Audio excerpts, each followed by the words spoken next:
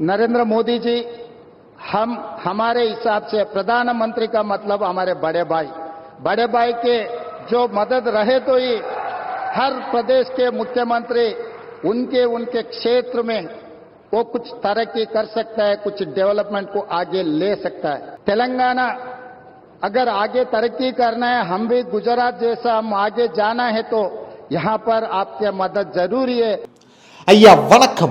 പോകല്ലേ പോകല്ലേ, ഞങ്ങളുടെ പാളയത്തിൽ നിന്ന് BJP-യിലേക്ക് പറഞ്ഞു പോകല്ലേ എന്നായിരിക്കും രാഹുൽ ഗാന്ധി ഇപ്പോൾ തെലങ്കാന മുഖ്യമന്ത്രിയായിട്ടുള്ള രേവന്ത് റെഡ്ഡിയോട് പറഞ്ഞുകൊണ്ടിരിക്കുന്നത്. സംഭവം വേറൊന്നുമല്ല, രാഹുൽ ഗാന്ധി തെക്ക് വടക്ക് നടന്ന് വേച്ച് പ്രധാനമന്ത്രിക്കെതിരെ കിട്ടാവുന്ന അപവാദങ്ങളെല്ലാം പറഞ്ഞു മുന്നേറുമ്പോൾ ഓരോ ആൾക്കാരായിട്ടും ഓരോ സംസ്ഥാനങ്ങളായിട്ടും അടർന്ന് BJP-യിലേക്ക് പോകുന്ന കാഴ്ചയാണ് നമ്മൾ കണ്ടുകൊണ്ടിരിക്കുന്നത്. കഴിഞ്ഞ ദിവസം ഇതിൻ്റെ ഏറ്റവും വലിയൊരു എക്സാമ്പിൾ തെലങ്കാനയിൽ നടന്നു. തെലങ്കാനയിലെ മുഖ്യമന്ത്രിയായിട്ടുള്ള രേവന്ത് റെഡ്ഡി നമ്മുടെ പ്രധാനമന്ത്രി നരേന്ദ്രമോദി 56,000 കോടി രൂപയുടെ വികസന പ്രവർത്തനങ്ങൾ ആദിലാബാദിൽ വന്ന് ഉദ്ഘാടനം ചെയ്യുന്ന ആ സമയത്ത് ഒരു പ്രസംഗം അങ്ങോട്ട് നടത്തി. തീപ്പൊരി പ്രസംഗം എന്ന് പറഞ്ഞാൽ തീപ്പൊരി പ്രസംഗം. ആ പ്രസംഗം നമ്മുടെ മാധ്യമങ്ങളൊന്നും കാണിക്കാൻ സാധ്യതയില്ല.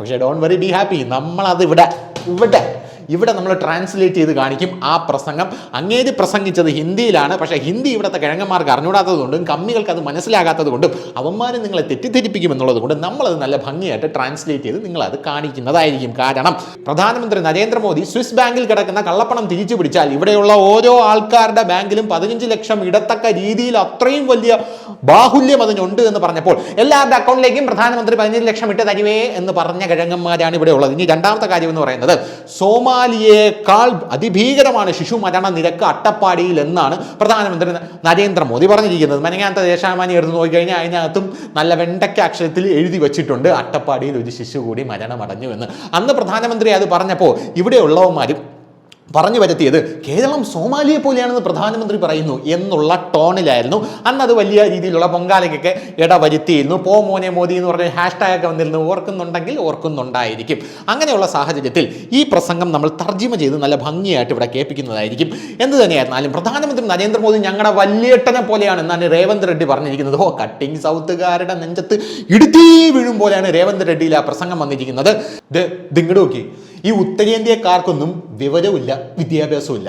പക്ഷെ നമ്മുടെ കേരളത്തിലുള്ളവർ അങ്ങനെയല്ല, തമിഴ്നാട്ടിലുള്ളവർ അങ്ങനെയല്ല, നമ്മുടെ കർണാടകയിലും ആന്ധ്രാപ്രദേശിലും തെലങ്കാനയിലുള്ളവർ അങ്ങനെയല്ല.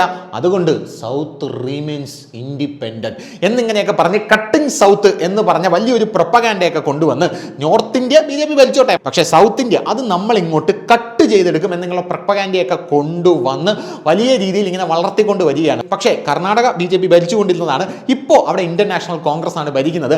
അവിടെ ഒരു ഓപ്പറേഷൻ താമര നടത്തി അവിടെയുള്ള കോൺഗ്രസ്സുകാരെയൊക്കെ സൈഡിലൂടെ ഒരു കുത്തു കൊടുത്തു കഴിഞ്ഞാൽ BJP-യിലേക്ക് ഒഴുകി വരുന്ന രീതിയിൽ ചെയ്യാനായിട്ട് BJP ഇവിടെ യാതൊരു പ്രശ്നവുമില്ല, ഒരു ബുദ്ധിമുട്ടുമില്ല എന്ന് നമുക്ക് എല്ലാവർക്കും. പിന്നെ ഉള്ളത് തെലങ്കാന, ആന്ധ്രാപ്രദേശുമാണ്.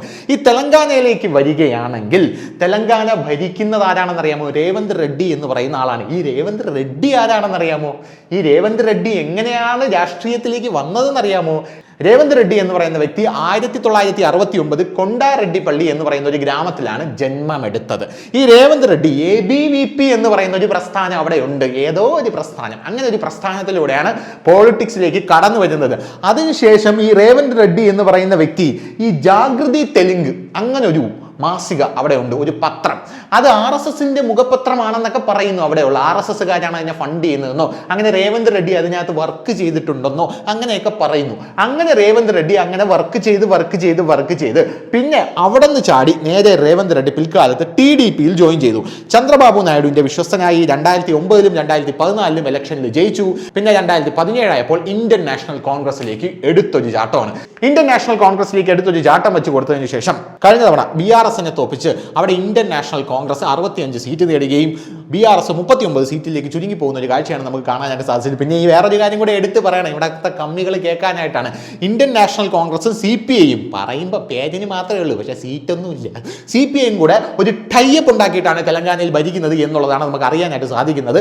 ഈ തെലങ്കാനയിൽ ഈ ടൈപ്പ് ഉണ്ടാക്കി ഭരിക്കുമ്പോൾ ആ ടൈപ്പിലുള്ള ഒരു മുഖ്യമന്ത്രിയായിട്ടുള്ള രേവന്ത് റെഡ്ഡിയാണ് നമ്മുടെ പ്രധാനമന്ത്രിയായിട്ടുള്ള നരേന്ദ്രമോദിയെ പുകഴ്ത്തിയിരിക്കുന്നത് എന്നുള്ളത് വേറൊരു കാര്യം. ഗുജറാത്ത് മോഡൽ പോലെ ഭയ്യാ നമ്മുടെ തെലങ്കാനയെ വികസിപ്പിക്കണം വേണം ഭയ്യ.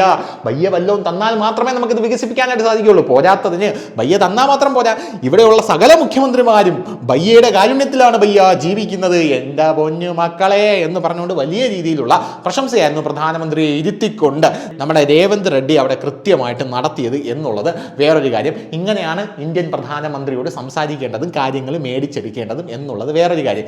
ഞങ്ങളെ സംബന്ധിച്ചിടത്തോളം ഇന്ത്യയുടെ പ്രധാനമന്ത്രി നരേന്ദ്രമോദി ഞങ്ങളുടെ വലിയ ജ്യേഷ്ഠനാണ്, അഥവാ വല്യേട്ടനാണ്. ഈ വല്യേട്ടൻ്റെ അനുഗ്രഹം ഉണ്ടെങ്കിൽ തന്നെ നമ്മുടെ രാജ്യത്തിലെ സകല മുഖ്യമന്ത്രിമാർക്കും അവരുടെ സംസ്ഥാനങ്ങളിൽ വലിയ വലിയ വികസനങ്ങൾ കൊണ്ടുവരാൻ സാധിക്കും എന്നുള്ളത് ഏറ്റവും ഉറപ്പുള്ളൊരു കാര്യമാണ്. അതുകൊണ്ട് തന്നെ എനിക്കൊരു ആഗ്രഹം അങ്ങയോട് പറയാനുള്ളത്, തെലങ്കാന മുന്നോട്ട് പോകണമെങ്കിൽ, ഡെവലപ്പ് ആകണമെങ്കിൽ, ഗുജറാത്ത് മോഡൽ പോലെ തെലങ്കാന വരണമെങ്കിൽ താങ്കളുടെ സഹായമില്ലാതെ അത് എനിക്ക് ഒരിക്കലും സാധിക്കില്ല. രാജ്യത്തെ 5 ട്രില്യൺ എക്കണോമിയിലേക്ക് നയിക്കാനാണ് താങ്കൾ ശ്രമിക്കുന്നത് എന്ന് ഞങ്ങൾക്കറിയാം. അതുകൊണ്ട് തന്നെ ആ 5 ട്രില്യൺ എക്കണോമി എന്ന പ്രയത്നത്തിൽ ഞങ്ങളും പങ്കാളികളാകാൻ ആഗ്രഹിക്കുന്നുണ്ട്.